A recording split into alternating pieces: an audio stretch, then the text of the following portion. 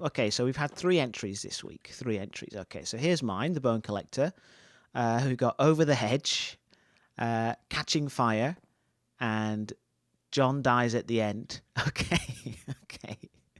All right, so we got some entries from Bass, Captain Fluffy, who was tired when he made it, and Full Run Through. Okay, so yes, I've got this splitting headache.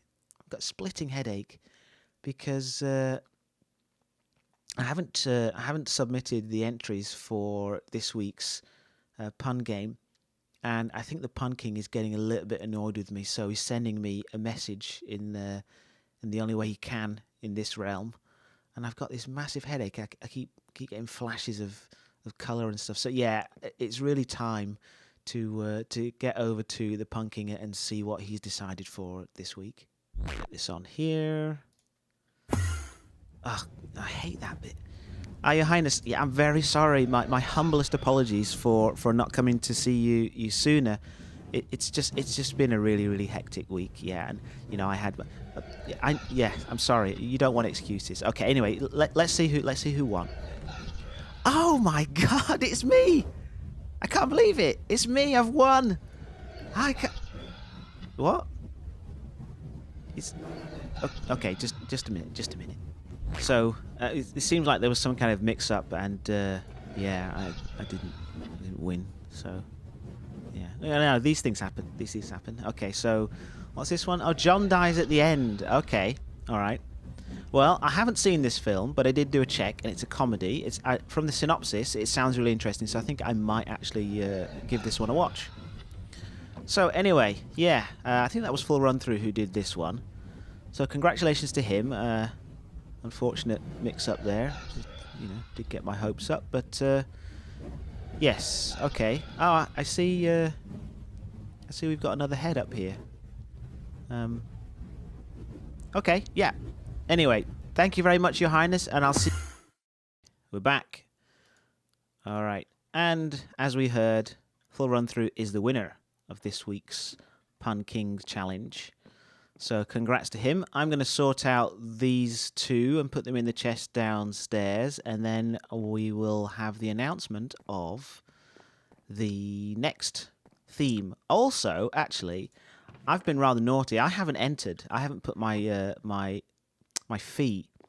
It looks like somebody else hasn't either. Hold on. It's supposed to be two gold ingots. So there should be 3 sets in here already. Somebody forget, like me? Okay, well, I'm going to put mine in, and I need to make an announcement for people to not forget. I should announce it to myself as well. All tidied up, and I've made the signs for this week, and I've chosen bands. So that means musical bands, all right? So it can be rock bands, pop bands, metal bands, whatever, anything to do with bands. And it must be an actual group of people, so no solo artists, okay? Bands is the theme for week 4. And as I said, I haven't done any preparation. Usually I take a few minutes to think about it, and now I had a few themes in mind, but I went for bands.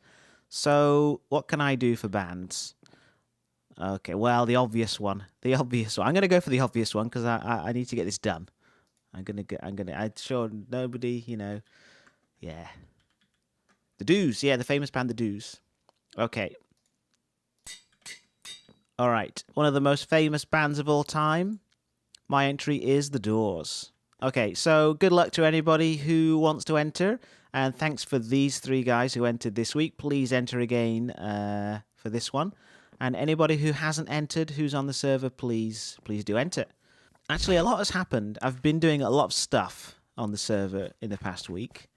I don't know why I got inspired. I think partly because I've been watching a few more vanilla Let's Play people. And I did go through a phase where I wasn't really watching anybody's. But I have been watching Etho again, and I've been watching my usual people on the Hermitcraft server. And I think when I do that, I do get kind of inspired to keep playing and to come up with interesting things to do in Minecraft. So that's one of the reasons why I keep watching those people. Let's go to sleep because I've got stuff to do. I haven't got time to mess around. It's kind of made me want to keep playing and trying to find out some interesting things. So this is, oh yeah, this is one thing I've made. This kind of weird idea I had for a kind of a group It's for a group who they want to promote rocks and stones and things in the game, and they think that they don't really get the attention that they deserve. So these people, I should name that book actually. I should name this book. Ishism. Our world is full of many wondrous things, shiny things of great value, and complex things that enrich our lives in many ways. Our world is alive. We can see the plants, trees, and animals. We can feel the wind. Ishism teaches us to appreciate the parts of our world that are often ignored or unappreciated. The rocks. Learn about the rocks, their personalities, and what they bring to our world. Information booths are scattered around the world, so look out for one on your travels and don't take rocks for granite. Couldn't resist that one. It was too obvious. Okay. So these people, they want people to know more about rocks and appreciate the wonderful things that rocks bring to our world. And they've set up some information booths. And what these information booths are, they're kind of nice waypoints. If you're wandering around the world, you might come across something that looks kind of like this. I'm going to try and make them look similar, but they won't be exactly the same. So each information booth will have an ender chest, a regular chest for storage, a workbench, some bit of decoration, a bed, of course. And I'm going to try and fill the chest with useful items that somebody might need if they're out and about in the world. Now, all these high rollers have elytra, so they're probably not going to be wandering around using feet like me.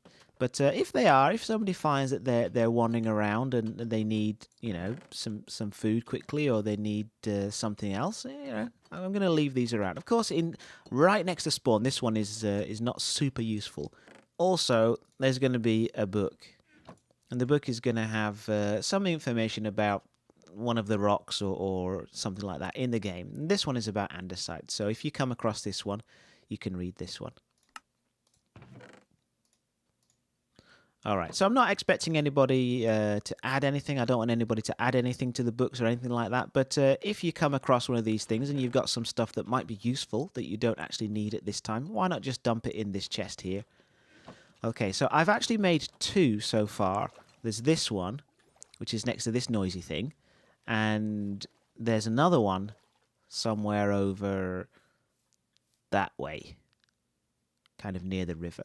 That's all I've done so far, and I'm going to put more out in the desert, and I'm going to have a couple in the nether, and even one in the end. Well, I probably could do with a few in the end, if I ever end up going there. No pun intended. Okay, and I think I made this as well over this week. And I made this. Rose Garden. Wow, it's a place of tranquility. And music, if my game wasn't lagging. Okay, and this place has a story behind it too, of course. The Rose Garden. This is quite a long story, so I'm not gonna read it out myself. But if anybody wants to pause the video,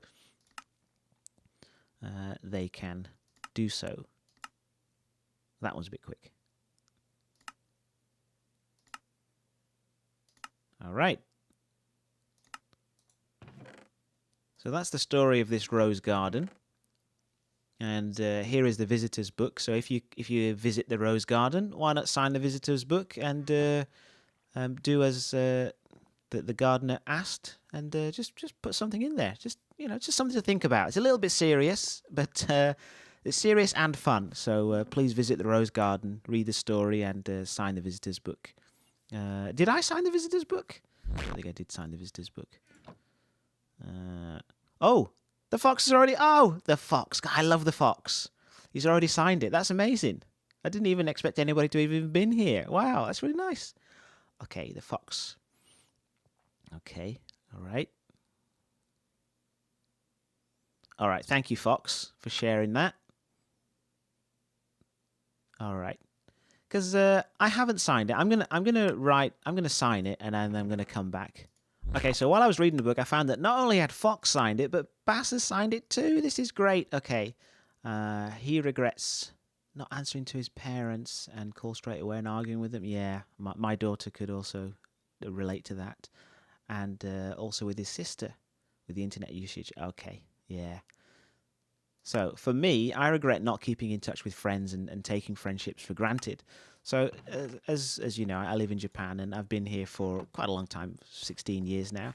And you know, when you move to a foreign country, you've got a lot of stuff to think about, and it's difficult to keep in contact with friends, especially at the start when you don't really have any means of communicating easily. I didn't have internet for a while, and you know, that kind of thing. And you just let those things go. After you leave university, you kind of grow apart from your friends there. And then when I moved to Japan again, you have little in contact, a little in common, and it's hard to keep those things going. So I do regret that, and it's hard to kind of go back. You know, if I was to contact any of my friends from university now, it would be so weird. So I feel like I can't do that, and I kind of feel guilty about it as well. But I feel guilty about not doing it. So it's kind of a vicious circle of things.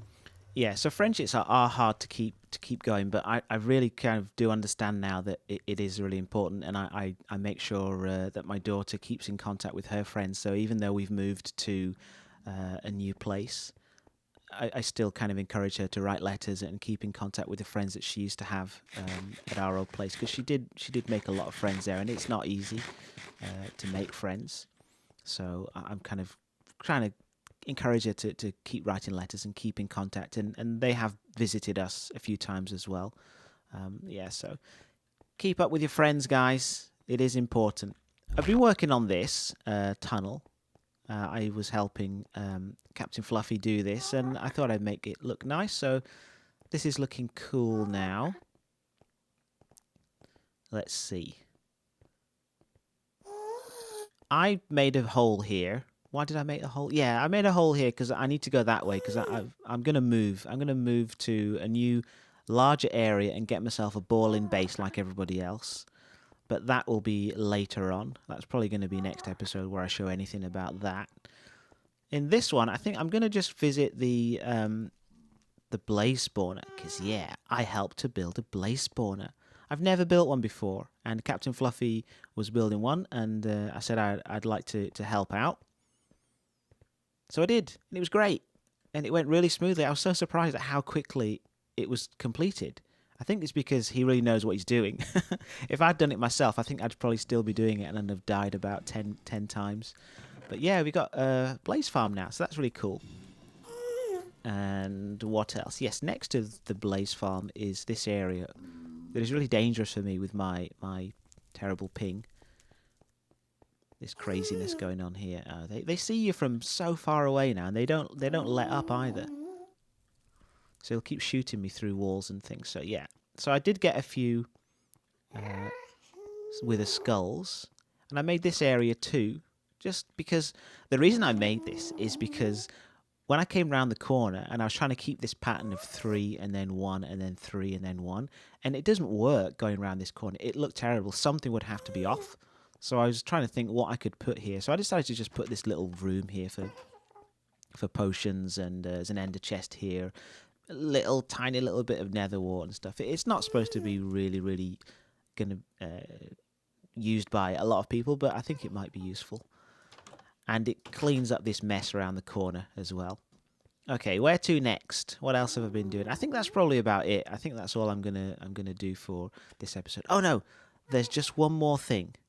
So the other thing I wanted to show is my CobbleGen, and I've been wanting to upgrade from the CobbleGen 1.0, which is just behind my house, for a while, and I think it was Captain Fluffy who said that he was needing a lot of cobble for his builds. So I decided to make this one, and I got a tutorial off the internet, which I'll put a link to in the description, of course. And yeah, it's been working really well, and I've got loads of cobblestone now, as you can see, and these two double chests are full of cobblestone. So I think if Captain Fluffy wants to come over and take this, then he's welcome to it, because I don't need this much cobblestone right now, but I will do in the future. And I don't have shulker boxes to transport everything anyway, so he's welcome to take it. So you just stand here, and then you just, you just whack away with your pickaxe, and there you go.